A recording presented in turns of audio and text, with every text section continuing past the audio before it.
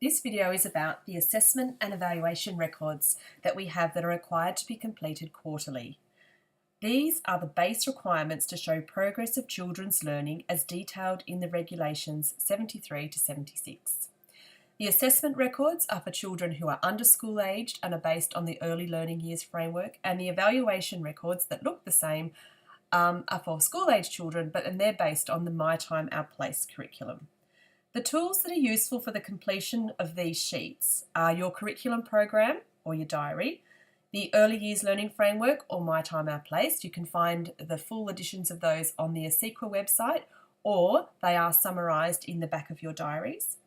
The developmental milestones and belonging, being, becoming. These tools are all in the website portal now. You can log in and download them or look at them when you want to.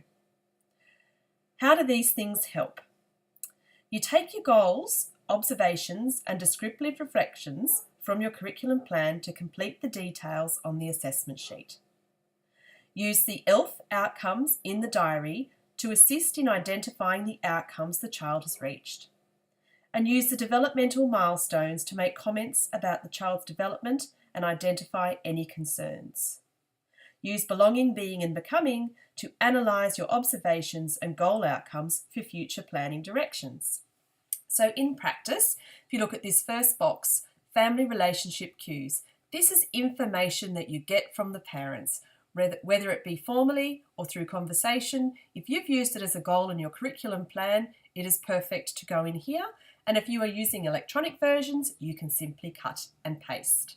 So if you look back in the curriculum diary video, this first point here is actually a goal that I did use as a source from the parents, and I've copied it across to here.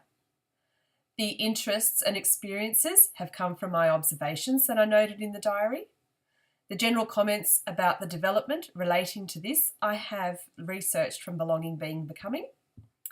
And the participation in the program again has come directly from the diary and cut and pasted.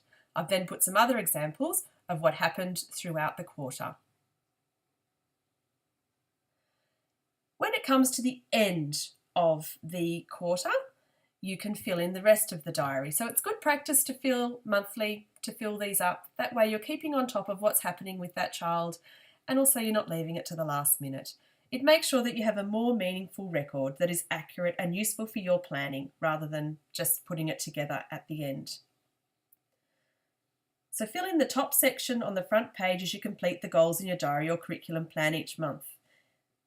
Okay, then at the end of the quarter, you can go through and pick the outcomes. As I said, these can be found in the Early Learning Years Framework or My Time Our Place, which are also located in the back of our diaries. I simply cut and pasted the most relevant outcomes out of the back of the diary into the outcome circles here.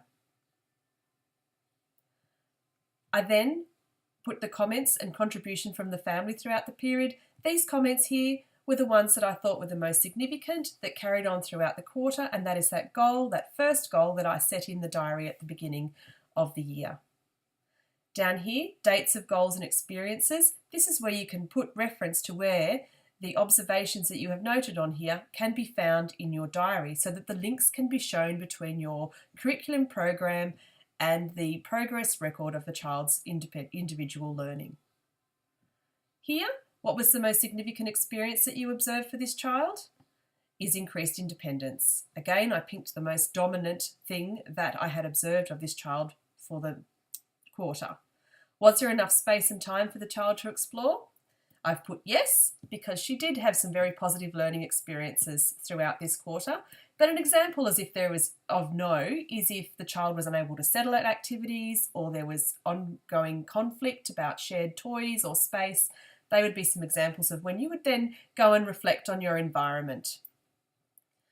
What unexpected things did you learn about this child? Enjoyment of responsibility and care for young children is what I have put, and that was very clear and evident in the goals in the diary that have been transferred onto this sheet. Another reflection, I didn't put one here, but an example of that is just any other significant comment about the child's learning that hasn't come out in the rest of this critical reflection here. Future planning, I used belonging, being and becoming to assist me with future planning. If you look in that document, it identifies outcomes and then gives you suggestions on where you can take the child further with their learning. So the first page of this record is really a summary of their learning for the month with the outcomes being applied based on your analysis of their learning. And the second page is the critical reflection, which is where you sit back and have a look and go, right, this happened, this is what I observed, this is where I observed it. These are the things that were most significant, and this is where I'm going to go next with the child. These are very, very simple documents. Have a good look at the documents that we've put in the website and let us know if you need any more assistance.